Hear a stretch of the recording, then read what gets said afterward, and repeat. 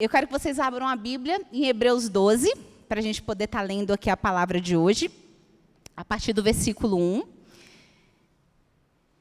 Hebreus 12, a partir do versículo 1, que diz assim: portanto, também nós, considerando que estamos rodeados por tão grande nuvem de testemunhas, desembaracemo-nos de tudo que nos atrapalha e do pecado que nos envolve, e corramos com perseverança a corrida que nos está proposta, olhando fixamente para o autor e consumador da nossa fé, Jesus, o qual, por causa do júbilo que lhe fora proposto, suportou a cruz, desprezando a vergonha, e assentou-se à direita do trono de Deus. Reflete profundamente sobre aquele que suportou tamanha oposição do pecado, dos pecadores contra a sua própria pessoa, para que não vos fadigueis, tampouco desanimeis. Ora, na guerra contra o pecado, ainda não tendes resistido até o extremo de derramar o próprio sangue. E estáis esquecidos da palavra de encorajamento que ele vos dirige como a filhos. Meu filho, não desprezeis a disciplina do Senhor, nem desanimeis quando por ele sois repreendido.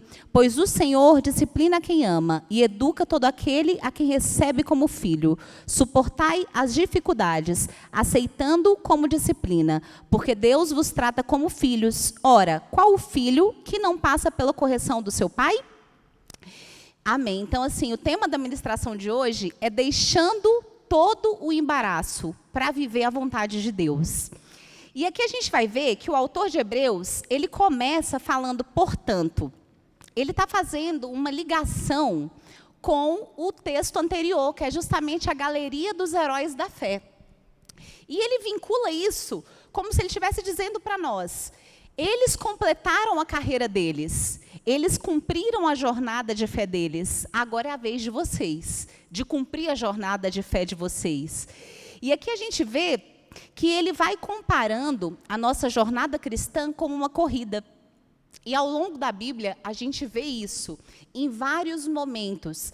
Os autores ali, eles vão comparando a nossa caminhada cristã a uma Olimpíada, a uma corrida olímpica. E naquela época era muito comum na Grécia uma corrida olímpica, né? E a maratona, ficou conhecido esse nome de maratona, que hoje em dia, né, tá um vício em corrida, o pessoal que faz meia maratona, são 20 quilômetros, né? A maratona era 42 quilômetros, ligava a cidade de Maratona, que é o nome de uma cidade, até Atenas, na Grécia. E nessa maratona, quem vencia não era o mais forte, não era assim o mais robusto, o que tinha a melhor roupa, mas era o que perseverava, o que conseguia resistir até o fim, né? Mesmo que fosse dando os trotezinhos, diminuindo a velocidade, mas que perseverasse até o fim. E essa é a comparação que o autor de Hebreus fala para nós, para que nós possamos correr a corrida que nos está proposta. E qual é essa corrida que é proposta para nós? É justamente a nossa caminhada, a nossa jornada de fé, né? E qual é o prêmio? Naquela época, o prêmio era uma coroa, que até em outros textos o apóstolo Paulo ele fala, né? Que é uma coroa corruptível. Era aquela coroa de folhas que eles recebiam, né? Olha a premiação qual era. E nós corremos para alcançar uma coroa incorruptível, né? Que é o prêmio da soberana vocação de Deus em Cristo Jesus. Então, ele vai falando para a gente observar aqueles que perseveraram. E tem um momento ali de Hebreus 11 que ele diz assim: muitos deles não alcançaram as promessas aqui nessa terra, mas eles estavam com os olhos fixos naquele que é maior, fixo no autor e consumador da fé. E foi isso que fez com que eles perseverassem na caminhada cristã. Quantas pessoas a gente vê desistindo no meio do caminho, se cansando e parando, quando a gente vê que a própria palavra do Senhor diz que aqueles que esperam no Senhor caminharão e não se cansarão, correrão e não se fadigarão, mas terão as forças renovadas no Senhor. Então é isso que a gente tem que buscar do Senhor, esse renovo que vem dele. É normal a gente cansar, é normal a gente ficar meio capenga no meio do caminho, é normal às vezes ali o joelho lesiona, às vezes a coluna lesiona, às vezes dá um probleminha no meio da caminhada, você precisa retomar o fôlego, tomar uma água, mas não desistir, perseverar. Então, quais são as características que a gente vê que um atleta que vence uma maratona? Primeira coisa, ele é extremamente disciplinado. Ele consegue vencer o principal inimigo. Quem é o nosso principal inimigo? Nós mesmos. Vocês já viram o tanto que a gente se sabota? O tanto que a gente mesmo tem dificuldade de cuidar da gente? Quantas vezes a gente tem dificuldade de controlar o que a gente come? Come qualquer coisa, come besteira, e a gente mesmo vai adoecendo o nosso próprio corpo. Vocês já viram diabetes, pressão alta, a própria obesidade? São tudo coisas que nós mesmos infringimos ao nosso corpo. Na grande maioria das vezes, não é uma doença externa, é algo que nós mesmos causamos a nós. E essa é a maior prova da falta do controle que a gente tem, da falta de disciplina, como a gente cuida da nossa saúde, da nossa vida, o que a gente come, a hora que a gente dorme. E essa é a principal característica de um atleta olímpico. Ele é muito disciplinado com o que ele come, com o horário, uma noite de sono bem dormida, né? E no meio dessa preparação para a maratona, ele precisa cuidar das vestes dele. Então, no meio da nossa caminhada, a gente tem que nos tirar da gente tudo aquilo que traz peso, tudo aquilo que vai atrapalhar a nossa caminhada de fé. E aí a gente precisa quê? Observar a questão da nossa disciplina, nossa capacidade de suportar o sofrimento. Vocês já viram tanto que é difícil a gente suportar o sofrimento? O nosso cérebro, ele já tem mecanismos de defesa para tentar fugir de qualquer sinal de desconforto. Você começa a evoluir um pouquinho na vida, assim, você para estudar, por exemplo. Você fala, eu vou estudar para concurso. Vou estudar, eu vou fazer uma faculdade, eu vou fazer uma pós-graduação, quero evoluir aqui nisso daqui. Você começa ali a sentar para estudar, automaticamente seu cérebro já vai tentar te sabotar. Você já vai pensar em mil coisas, já vai perder a atenção, já vai ali dar um cansaço, sono. Às vezes é um horário que você nem costuma sentir sono, mas você está morrendo de sono, está abrindo boca, não está prestando atenção, está vindo mil pensamentos diferentes na cabeça. Isso tudo é o nosso organismo que não está acostumado a lidar com desconforto, não está acostumado a lidar com sofrimento. Vai para a academia, faz um exercício, o corpo fica doendo 10 dias, você não volta mais. Você fala, nossa, não, doeu tanto, não vou voltar mais não. E assim por diante. Nós perdemos a capacidade de suportar o sofrimento. E a gente tem que olhar para o autor e consumador da nossa fé. Jesus, ele aprendeu a obediência. Olha só que negócio forte.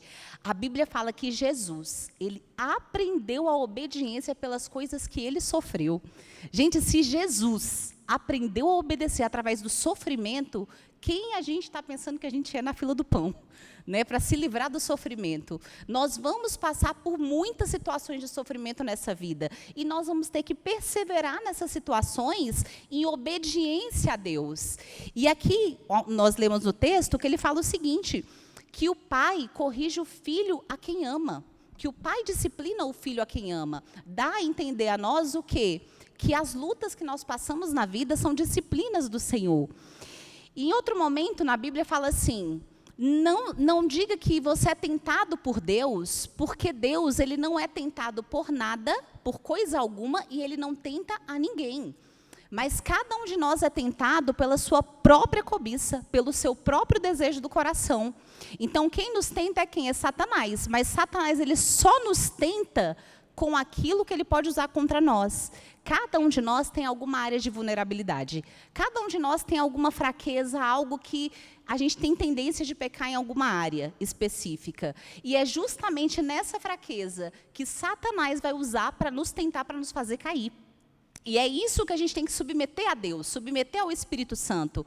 Porque toda fraqueza que não é submetida ao Espírito Santo de Deus, que não é buscado em Deus força para a gente vencer, é o que vai nos fazer cair no pecado. A própria Bíblia fala, né, que o pecado, ele começa através do pensamento. E depois ele desce para o coração. E o pecado, depois de concebido, gera morte, né? Então, tudo começa no pensamento. Eu estava estudando essa semana sobre Augusto Cury. Ele é um psiquiatra cristão e ele estudou muito sobre inteligência emocional, sobre os pensamentos, né, sobre essas áreas da nossa mente. E ele fala assim, que quando um pensamento vem na nossa mente, a gente tem 5 segundos para rejeitar esse pensamento. Se você não rejeitar esse pensamento em 5 segundos, ele vai se alojar e vai se tornar uma verdade para você. Aí ele ainda diz assim, que o pensamento ele é virtual, o pensamento ele não é real.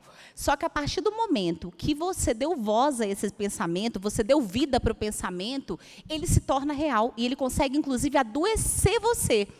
Então, você começa a pensar algo. Vamos supor, ele deu o exemplo assim, de uma pessoa que tem ali um sentimento de rejeição, que tem origem na infância ainda, porque se sentiu rejeitada pelo pai ou pela mãe, e ela carrega essa ferida na alma. Então, se a pessoa está ali no trabalho e começa a ver que fulano está conversando muito com ciclano, vai almoçar, não chama a pessoa para almoçar nunca, a pessoa já começa a pensar. Nossa, mas fulano não me chama para almoçar porque não gosta da minha companhia. Eu estou sendo rejeitado. Vem um pensamento ruim. Eu tenho 5 segundos para rejeitar esse pensamento. E a gente que é crente, a gente rejeita, né? E colocando o nome de Jesus. Eu te rejeito o pensamento em nome de Jesus. Bata em retirada. Está amarrado em nome de Jesus Cristo. Senhor, eu sou amado por Jesus. Eu sou aceito, eu sou aprovado. Eu não sou rejeitado. E você, na hora, rejeita e combate esse pensamento. Ali você já vai impedir que esse pensamento se torne uma verdade. Porque aí, a partir disso, a pessoa começa a achar que ela não é bem-vinda nos lugares. E ela começa a ficar se sentindo não amada, não aprovada, não aceita nos ambientes que ela vai. Vocês já viram pessoas assim? E a pessoa começa a pensar que ela não é aceita naquele ambiente. E começa a se sentir mal, se sentir triste, se sentir, nossa, mas ninguém quer minha companhia, mas ninguém quer assim. E isso vai causando doenças na alma. E as doenças na alma, elas se tornam doenças Você já ouviu falar das doenças psicossomáticas? São doenças da alma que elas vêm para o físico. Então, tem várias doenças que vão para o físico, inclusive o câncer. Já foi comprovado que alguns tipos de câncer são causados por falta de perdão. Quem tem dificuldade de liberar perdão, quem fica remoendo as coisas por muitos e muitos e muitos anos, e fica com aquela dor, toda vez que lembra de uma situação, traz sofrimento, a pessoa sente aquilo, e isso vai virando uma doença. Então, é muito sério. E é tão pouco falado, né? Hoje em dia, a gente está vendo muito por causa das redes sociais, mas nas igrejas não é tão falado, porque por muitos anos a gente ouvia dizer que as doenças da mente era coisa do demônio, que não era de Deus. Não, a pessoa está com depressão, a pessoa precisa de Jesus. Ela não precisa de médico, não. E não, gente, as doenças da mente são doenças como qualquer outra doença do corpo, né? O cérebro, quando a pessoa está com depressão, o cérebro da pessoa parou de produzir substâncias importantes, que é aquela dopamina, são hormônios que dão sensação de alegria, que faz a pessoa ter força para fazer as atividades do dia a dia. Então, quando a pessoa fica em depressão, coisas que ela tinha alegria de fazer no dia a dia da vida dela, ela começa a não ter alegria mais, começa a não ter força para fazer o que precisa fazer no dia a dia, começa a não querer mais reagir, começa a não querer sair, a não querer socializar, a não querer fazer as tarefas básicas do dia a dia. As pessoas que estão ao redor começam a pensar, mas isso é preguiça. Ah, mas fulano está com desculpinha, porque não quer fazer tal coisa. Mas não, é uma doença. E isso precisa ser tratado. Lógico que a gente vai clamar ao Senhor que haja cura, a gente vai pedir ao Senhor, mas também é necessário ir no médico, tomar uma medicação, para que o cérebro passe a produzir de novo, né, esses hormônios, e que a pessoa consiga, novamente, ter alegria em fazer as coisas da vida, né? Então, a gente tem que ter sabedoria de buscar as duas coisas em alinhamento, cuidar da parte espiritual, mas também cuidar da parte física, procurar um médico quando precisa, né? Então, isso é uma coisa bem legal que eu achei. 5 segundos. Veio o pensamento, em 5 segundos, você rejeita esse pensamento e já implanta um pensamento de Deus junto com ele. Terceiro ponto que eu quero tratar com vocês. O que tem te embaraçado? Ele fala assim, deixemos todo o embaraço. O que tem te atrapalhado na sua caminhada? Né, eu comentei com vocês que cada pessoa possui áreas de maior vulnerabilidade. Né? Para alguns é a ira, para outros é a sensualidade, para outros a pessoa tem dificuldade com questões de pornografia, para outros é questões de ansiedade, para outros, às vezes, é a própria depressão, algo que a pessoa está lutando contra isso. Né? Então, cada um de nós temos coisas que nós vamos precisar identificar em nós, que está causando embaraço, para que a gente consiga se livrar desse embaraço. E tem coisas que é pecado. Então, a gente precisa identificar quais são as áreas de vulnerabilidade que a gente tem na nossa vida e submeter isso a Jesus Cristo. E a gente precisa identificar quais são os pecados repetitivos, quais são as coisas que a gente está passando a aceitar como se fosse normal, mas que é pecado. E que a gente tem que ir para a cruz, porque a gente começou a viver uma vida tão embaraçada, com pequenas coisinhas do dia a dia, que começou a roubar a nossa santificação. Só que a gente começou a pensar o quê? Que não é pecado. Porque uma besteirinha aqui, outra besteirinha, a gente começou a ter um paradigma na mente de que pecado é algo sério, de que pecado é algo muito assim, né? É um adultério, o pecado ele é uma... Não, mas que uma mentira não é pecado, que eu assisti aqui um filme pornográfico não é pecado, que eu fazer aqui dar uma carona aqui para uma colega de trabalho, que isso não é pecado. E a gente começa a querer brincar com fogo e dar outros nomes para isso, mas é pecado. Então, que a gente possa buscar de Deus a sensibilidade espiritual para entender, Senhor, aonde eu estou errando? Quais são os embaraços que eu preciso me livrar na minha vida?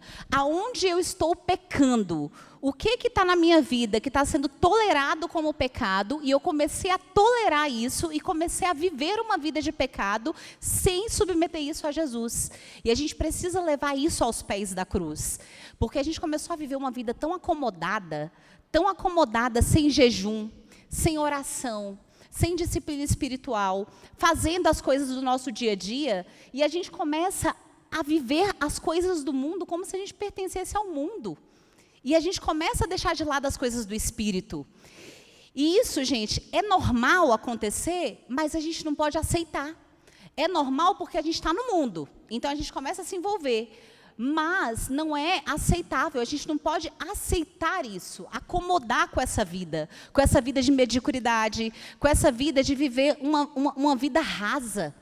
Sabe, eu não sei se vocês já tiveram experiências com Deus, de vocês estarem lendo a Bíblia, e de repente uma coisa tão simples, falar tão profundo no coração, e você começar a chorar, se derramar na presença do Senhor, quando está lendo ali a palavra, e aí você começa a conversar, porque já aconteceu isso comigo várias vezes, eu começo a falar assim, meu Deus, uau, olha só o que eu estou perdendo.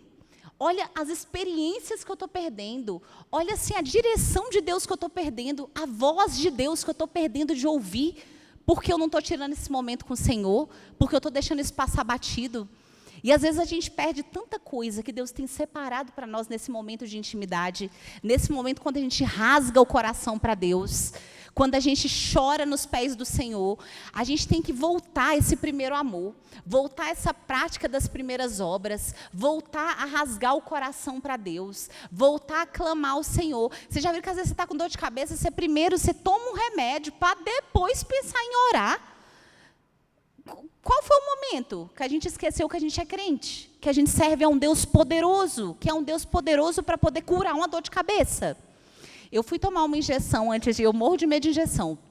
Aí, a gente estava quase na semana de viajar, e eu com muita dor, eu tenho uma dor no quadril, aí parei de fazer exercício, inclusive a gente tem que ter responsabilidade de cuidar do nosso corpo, a gente fazer atividade física. Atividade física é vida, gente, para nós. Eu tenho umas dores de junta, uns problemas que quando eu era obesa eu adquiri, eu tenho artrose no quadril, um negócio no joelho, toda cacaiada, mas há 5, 6 anos eu comecei a fazer crossfit e sumiu tudo, gente. Eu não tinha essa dor há 5 anos. Sumiu tudo quanto é dor que eu tinha, o exercício curou. E aí, o que aconteceu? Desde que a gente começou a cuidar aqui da igreja, comecei a ficar irresponsável com a atividade física. 6 meses falhando na atividade física. Estou matriculada, mas quase não vou. Aí, uma vez, vou um dia, falto 15, vou um dia, falto 15. O que aconteceu? A tal da artrose voltou com tudo. E aí fica repuxando, é uma dor terrível, que me deixa assim, igual, eu fico parecendo gente uma deficiente física, porque dói o nervo e repuxa, é horrível. Aí eu estava lá em casa, me travei todinha, já gritei a Bia, mamãe travou, mamãe travou. E a Bia veio me socorrer, me destravar, me ajudar a sentar, a levantar. Falei, meu Deus, me perdoa. Eu estou sendo irresponsável comigo. Eu estou sentindo isso aqui porque eu não estou me cuidando. Corri para o exercício no dia seguinte. Aí depois, quando eu vi que eu ia viajar, eu falei, meu Deus, como é que eu vou viajar para a Praia Manca? Falei, como é que vai ser isso? Está repreendido. Aí fui no médico, doutor, preciso de um remédio para curar rápido. Ele, só injeção. E eu morro de medo de injeção, gente. Mas vocês veem que eu morro de medo mesmo, eu sou mole. Mas eu estava assim, tão querendo ficar boa para viajar, né? Que eu falei, então tá bom, doutor, eu vou tomar injeção. Eu liguei para o marido morrendo de medo. Amor, chorando, gente, diante de Deus. Não menospreze meu medo, que eu tenho muito medo mesmo de injeção. Acho que tem uns 10 anos que eu não tomava injeção. Liguei para o marido, enquanto a mulher aprovava lá a injeção pelo plano de saúde. Amor, eu vou ter que tomar injeção. Eu estou morrendo de medo. Amor, ora por mim. Eu acho que ele pensou que eu ia falar para ele orar depois. Não, eu queria a oração naquele momento. Aí eu, ora por mim, amor, estou com tanto medo, estou com tanto medo. Meu coração está até acelerado, amor. Estou morrendo de medo que eu vou ter que tomar injeção. Aí ele orou por mim no telefone. Eu, ora para eu não sentir dor. Aí ele orou para eu não sentir dor e tal. Aí a moça foi dar injeção e eu lá, orando, gente, alto. A enfermeira veio dar injeção. Jesus, me ajuda, Jesus, desse jeito. Jesus, me ajuda, sangue de Jesus tem poder, me ajuda, Senhor, me ajuda. Gente, eu não senti nada. Nada. Diante de Deus, eu não senti nada. Quando ela terminou, eu falei assim, meu Deus, glória a Deus, você deu injeção mesmo? Ela deu. Peguei até o número dela, falei, me dê seu número aqui de telefone. E depois eu fui pensar, olha como o ser humano é, né? Eu pedi oração para o marido para eu não sentir dor. A gente pediu a Deus para eu não sentir dor. Eu não senti dor e fui pegar o telefone da enfermeira, achando que foi ela que fez eu não sentir dor, para quando eu for tomar injeção de novo. Aonde é que a gente se perde no meio do caminho, gente? E deixa de recorrer a Deus nas coisas mais simples do dia a dia. Mas Ele é Deus, Ele é Deus, Ele é Deus poderoso. Ele age numa coisa grande como fazer desaparecer um câncer, ressuscitar um morto, mas Ele age numa coisa pequena, de você não sentir dor, de aliviar um sofrimento, de curar uma dor de cabeça. Então, que a gente possa voltar a esse primeiro amor. Que Deus seja o primeiro recurso nosso e não o último. Que a gente possa, sabe, ir para esse lugar de dependência de Deus. De realmente assim colocar a nossa vida na direção do Senhor. Para todas as áreas, coisas pequenas, coisas grandes. Tomar decisão. Quantas vezes a gente começa a tomar decisão sem consultar a Deus? Coisas simples. Eu vou viajar, quero viajar para esse lugar. Já vai lá, deixa eu ver a passagem aqui, eu vou. Ao invés de perguntar, Senhor, é da sua vontade que eu vá para esse lugar? Senhor, fui convidada para alguma coisa. É da sua vontade que eu esteja nesse lugar? Eu quero fazer alguma compra. Senhor, é da sua vontade que eu faça isso? Mas vocês percebem que a gente começou a viver uma vida tão no automático que a gente começa a pensar que essas coisas simples não é necessário buscar a direção de Deus? Porque são coisas simples demais, cotidianas da vida. Mas não, uma vida de dependência de Deus é uma vida de dependência total de Deus, onde a gente coloca tudo na presença dEle. Projetos grandes, projetos pequenos, a gente submete tudo à vontade de Deus.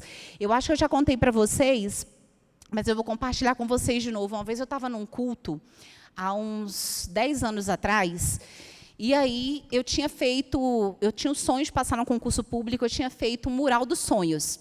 E aí, nesse mural, né, porque os coaches explicavam para você fazer um mural, para ele te motivar. E você vai colocar ali a casa que você quer ter, as viagens que você quer fazer. Você vai colocar tudo que você quer naquele mural. E aquilo ali vai fazer você ter, né, a sua motivação para estudar. E aí eu tinha feito esse mural, de curtir, se imprimir as imagens, eu coloquei a festa de 15 anos da Bia, coloquei a Disney, coloquei uma casa com piscina, coloquei um carrão, coloquei um bebezinho, que eu ainda quero mais um bebezinho, amém, Senhor. Coloquei o neném, coloquei o nenenzinho, coloquei a imagem do plano de saúde, que eu queria ter um plano de saúde. Aí coloquei a imagem do plano de saúde, coloquei a imagem do empregada doméstica que eu queria ter, coloquei várias coisinhas lá que eram os meus sonhos, né? E aí eu fui para uma conferência de mulheres, e nessa conferência a pastora compartilhou, ela era uma pastora bem jovem, muito de Deus, e ela compartilhou a experiência que ela teve com o Senhor. Ela falou assim que ela começou a estudar para concurso quando ela formou, e aí o Senhor falou, o que você está fazendo? E ela é de família de pastores, né? Deus já tinha uma palavra sobre a família dela, que a família dela era família de sacerdotes, né? Mas ela não queria seguir o caminho dos pais, né, de ser pastora, e queria passar no concurso. E aí ela disse que começou a estudar, e o Senhor falou, o que você está fazendo?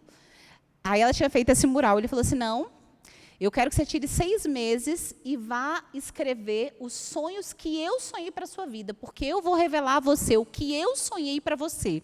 E aí ela aconselhou nessa conferência a gente a fazer o nosso mural, o mural dos sonhos que Deus sonhou para a sua vida. E assim eu fiz. Desfiz aquele mural todinho e eu tirei um período de oração e de jejum e todos os dias eu buscava do Senhor. Senhor, o que o Senhor tem para a minha vida? Senhor, me revela. E aí eu fui escrevendo num caderninho de oração. Várias coisas, inclusive, aconteceram, porque é outra coisa que a gente precisa também ter esse discernimento espiritual, porque nós somos ovelhas do Senhor, nós somos filhos, e Deus ele vai falar com a gente. Ele não vai falar só com o pastor, com a pastora, com o ministro do louvor, ele vai falar com todos nós, como filhos. Se a gente buscar, a gente vai encontrar, a gente vai ouvir a voz dele. Só que eu não sei vocês, mas eu tinha dúvida. Agora eu não tenho mais, porque tudo que Deus me escreveu naquele caderninho aconteceu. E aí eu ficava assim, gente, eu estou muito criativa, viu? Que tanto de coisa é essa que eu falo que Deus falou? E eu escrevendo no caderninho, eu falei, gente, mas que criatividade que eu tenho, viu? Estou inventando coisa, um monte de coisa que Deus foi falando, e eu fui escrevendo no meu caderninho. E aí eu tive muitas experiências com Deus, e passados os tempos, eu comecei a viver aquilo. Deus me falou o ano que eu ia passar no processo seletivo. Aí eu achei o caderninho, quando eu passei no processo seletivo do Sebrae, né, eu falei para vocês já, era 150 pessoas concorrendo e 20 vagas. Eu passei em 5º lugar, numa área que não era minha. E aí, quando eu achei o caderninho, e eu fui vendo, Deus me falou o ano que eu ia passar, o ano que eu ia tomar posse, e eu fui observando várias coisas que Deus falou comigo e se concretizou, né, no caderninho dos sonhos. E aí, várias outras coisas, eu ainda estou, né, nessa fase de aguardar o cumprimento. Mas eu falei, gente, Deus, ele fala com a gente. Quando a gente busca, ele se revela a nós. Ele fala. E a gente precisa, como ovelha, estar atenta à voz do nosso pastor. Porque é isso que a palavra do Senhor fala, né? Que a ovelha, ela conhece a voz do seu pastor e ela segue essa voz. E que a gente seja não só ouvinte, mas praticante. Porque, às vezes, o Senhor vai dar direções para a nossa vida que envolve sacrifícios, que envolve sair de determinados lugares, que envolve sair talvez de determinados empregos, que às vezes a gente acha que é uma bênção, mas o Senhor não tem mais aquele lugar para nós. Às vezes tem portas que o Senhor quer fechar na nossa vida e a gente fica resistindo. Às vezes tem coisas que a gente quer fazer na força do nosso braço, sem a dependência de Deus. E a gente está pelejando com essas coisas, querendo fazer na força do braço, sendo que Deus tem outra coisa para nós. Então que a gente tenha esse discernimento, que a gente possa hoje voltar a essa dependência, a esse lugar, sabe, de total dependência do Senhor, de ter Ele realmente como Pai, como Senhor, como que vai dar direção para a nossa vida. E que nessa jornada, nessa caminhada, que é a nossa caminhada cristã, a nossa corrida, a nossa maratona, que a gente possa se livrar de tudo que atrapalha a nossa caminhada e que a gente possa ter autorresponsabilidade com a gente. Na parte espiritual, na parte da saúde, na parte, gente, dos relacionamentos. Como a gente é roubado. Como a gente é roubado nos relacionamentos, no casamento, no relacionamento com o filho. Quantas vezes vira uma confusão, uma coisa que era para ser uma coisa simples, uma correção com o filho, daqui a pouco está dando atrito, filha brigando com a mãe, filho brigando com o pai, e está um furdunço, uma confusão a família, e o marido brigando com a mulher, e ninguém está se entendendo, e no final das contas todo mundo quer a mesma coisa, mas ninguém consegue se comunicar. Sabe, Satanás ele tem vindo com tudo contra a família, vindo com tudo. Olha, teve uma época lá em casa que estava uma confusão, eu e a Bia, a gente não se entendia, e estava uma brigaiada, e tudo a gente ia brigar, e tudo brigando, e estava assim um inferno. E eu falei assim, não, está repreendido em nome de Jesus Cristo. E eu comecei a orar, você nem sabe, dona Gata, comecei a orar, clamando a palavra do Senhor. Comecei a falar para o Senhor, falei, Senhor, a tua palavra diz que o Senhor vai converter o coração dos pais aos filhos e dos filhos aos pais. Converte o coração da minha filha a mim, Senhor. Eu repreendo em nome de Jesus, porque a gente é muito parecida. E você sabe, quando as pessoas são muito parecidas, dá esse atrito, né? E eu e Biazinha, a gente é igualzinha. Mentira, não é só aparência, não, é tudo. Tudo, a gente é idêntica. E aí a gente se batendo e brigando, e um desentendimento. Eu comecei a orar sobre isso, e repreender isso, e aplicar a palavra sobre isso. E graças a Deus, deu uma melhorada muito boa, né, filha? Em nome de Jesus, amém, Senhor, que melhore mais. Então, a gente tem que estar atento a essas coisas, gente. Olha, não é normal a gente viver em pé de guerra, viver brigando, viver com confusão. Eu viajei com amor. Eu ia contar isso só no culto de casais, eu vou contar de novo, vocês vão ouvir de novo na quinta. Mas a gente chegou no primeiro dia de viagem brigando o tempo todo, gente. Brigando, uma confusão. Toda hora a gente brigava, toda hora uma confusão, toda hora um desentendimento, toda hora uma besteira. E eu falei assim, Satanás dos infernos. A amor, você também não sabe disso. Eu levei um óleo, né? Eu levei um vidrinho de óleo. Enquanto ele estava banhando, eu peguei esse óleo, saí ungindo o quarto inteirinho do hotel. Saí ungindo, botei na sopa dele, botei nas cuecas, botei no sapato, botei no quarto inteirinho. Olhei, repreendendo Satanás, eu te repreendo em nome de Jesus Cristo. Essa viagem é para comemorar meus 23 anos de casado. Você está querendo se andar aqui e fazer a festa? Eu te repreendo em nome de Jesus. Sai toda confusão, toda contenda, e ungi as paredes, eu ungi o quarto, mas eu ungi tudo. E orei, ungi tal. Depois sentei com ele, conversamos. Oramos, falei, olha, amor, que é outra coisa que eu tenho aprendido. A gente precisa conversar.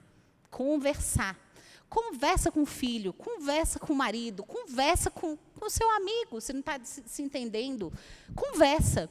E aí a gente conversou, falei, me perdoa por causa disso. Vamos fazer essa viagem ser uma bênção, a gente está aqui para comemorar nosso aniversário de casamento, não vamos deixar Satanás roubar isso não, e conversamos e tal, e oramos, né? Gente, foi uma bênção. Depois disso foi assim, céu na terra.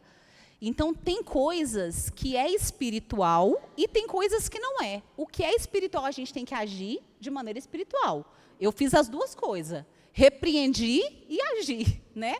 Então, o que está no alcance do Senhor, o Senhor vai fazer o que é do Senhor fazer. O que está no nosso poder, no nosso controle de fazer, o Senhor não vai intervir. A gente precisa agir, né? Então, a fé, ela é justamente isso. Você crê, você confia, mas você age. Porque a fé sem obras é morta. Né? A palavra do Senhor ela vai dizer aqui, em Hebreus também, ela fala assim, você tem fé sem as suas obras? Então me mostre a sua fé sem obras, que eu vou mostrar para você as minhas obras. E aqui, na própria galeria dos heróis da fé, vai falando de várias pessoas que foram justificadas por Deus através das suas obras. E ele cita a prostituta Raabe, que ela não tinha nem fé, mas a obra dela justificou ela diante de Deus, né? Ela não tinha nem fé, mas ela teve a obra, a atitude de esconder os espias ali, reconhecer que eles eram um povo de Deus. Ela escondeu aqueles espias, livrou eles da morte e depois eles salvaram a casa dela, né? O próprio Abraão, que foi sacrificar o seu filho, isso foi uma obra, né? Ele demonstrou a fé dele em Deus, através da obra, de fato levar o filho dele para ser sacrificado, e Deus deu o livramento. Então, a nossa fé, ela é provada através das nossas obras. São elas que vão testificar, né? Então, que nós possamos ter uma vida que demonstra a fé que nós temos através das nossas obras.